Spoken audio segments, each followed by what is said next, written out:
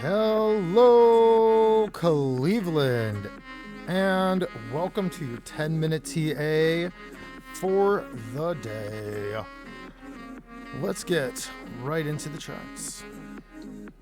So, since yesterday, not much has changed. I mean, we are seeing this right shoulder starting to form, although like I mentioned yesterday, hold on, let me clean this up a bit.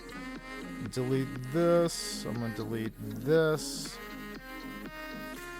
Those little projections there. And I'm going to shrink down this fib retracement. Move it over a little too. There. And there you go. So we're still seeing this shoulder, head, right shoulder being formed. Playing out down to, well, there, which would be the bottom of our range that we've kind of been in forever. However, we are seeing this 104 support level holding, which could be forming this bull flag. Oh, where's my cursor? There it is. This bull flag here on the 90-minute chart. And if this were to play out,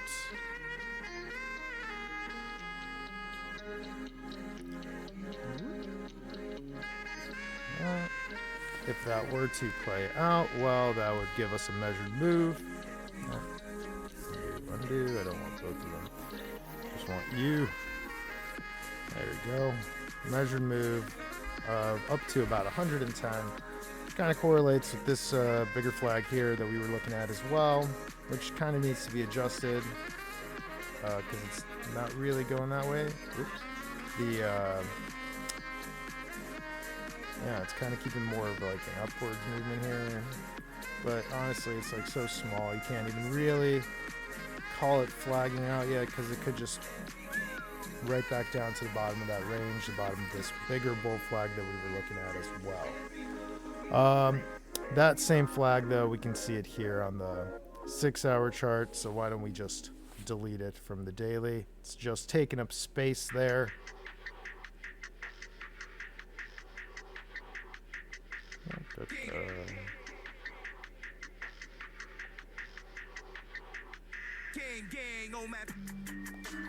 Gang.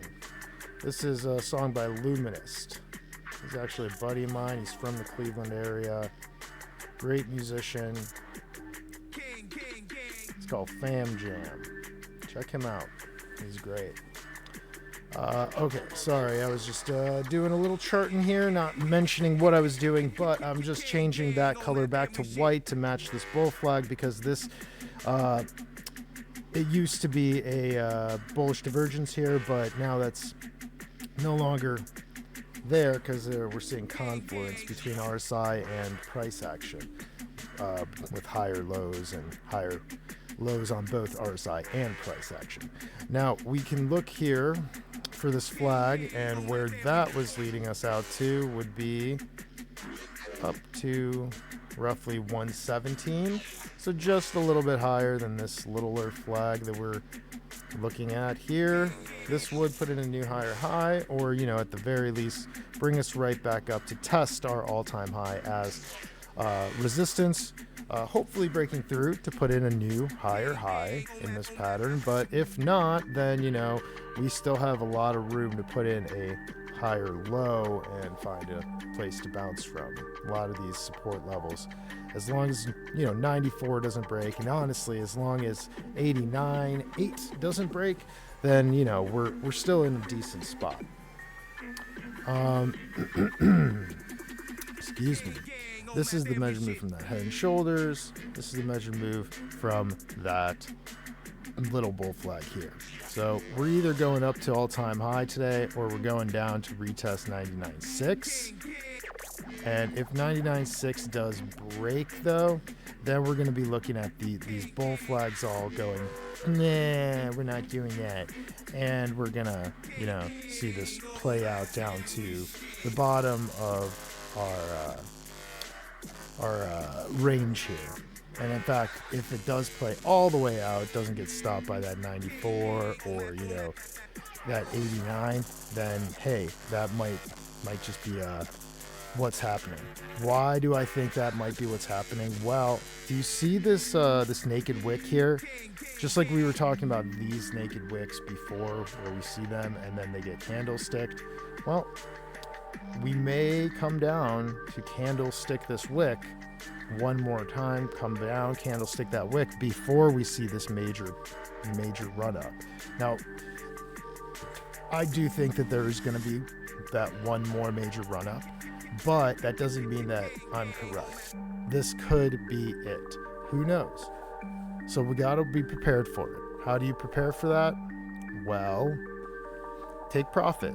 That's what I've been doing. I've been talking to you guys about my strategy for taking profit in previous videos, but I'll go over it again. I basically, whenever I see these big moves up, like here back in December, I took about 10% off the portfolio. This last run up right here, I took about 5% off the portfolio. It was more like 7.5%. And then along the way, every week or so, I've been taking 1%, maybe 2% out of the portfolio. So total, I've probably taken about 30% off the table so far. That leaves me with 70% of what I still have. If we see this major run up, then that's still good gains, Yeah, I don't get the full gains that I could have gotten if I stayed in, but I'm lowering my risk and I'm pulling out money. Do you not like money? When you have some money, when you're in the gains, take profit. Now, if you're somebody new and you bought here at the top, you FOMO'd in at the top, well, then your best bet is to wait and dollar cost average your way back in. So when you see a big dip down, you buy back in, you buy some more, you stack it up, and you bring your average cost for your Bitcoin comes down from there and comes down. You may, now this isn't financial advice. Do whatever you want to do, but dollar cost averaging into Bitcoin is the easiest and safest way to do it, because you just, especially if you're trying to hold it for the long term, like 10 years, 20 years, then just keep buying. It doesn't matter what price you're buying it in. Just say every week I'm going to buy $20 of Bitcoin, and then every week buy $20 of Bitcoin. At the end of the year, you have what was that? 52 times 2 makes 104. 52 times 2 makes 104. Added 0, that's $1,000 in Bitcoin. $1,400 in Bitcoin that you put in throughout the year. That's a decent amount. Yeah, it's only about 1% of it now, but when it comes back down, and it will, whether that's now or after that big run up, it'll be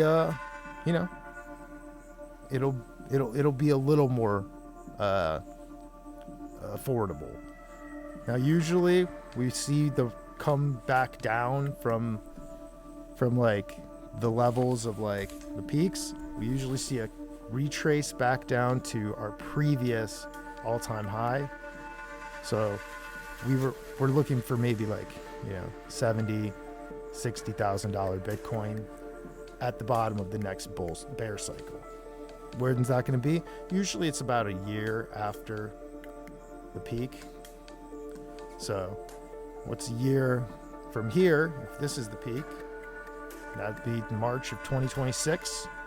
So that would be about when I would be like throwing in the majority of what I've been pulling out back into the projects that I think are definitely going to come back, because they don't all come back. And I'll show you guys this maybe tomorrow. I'll bring up some historical data on what coins were hot in the last peaks of the bull cycles. But yeah, for now, we'll leave it there. Just, not financial advice, but take profit. Take profit if you're in profit. Thank you guys so much for watching. Today's music, again, courteously provided by Veloa, Luminous, and Saxsquatch. Much love. See you later.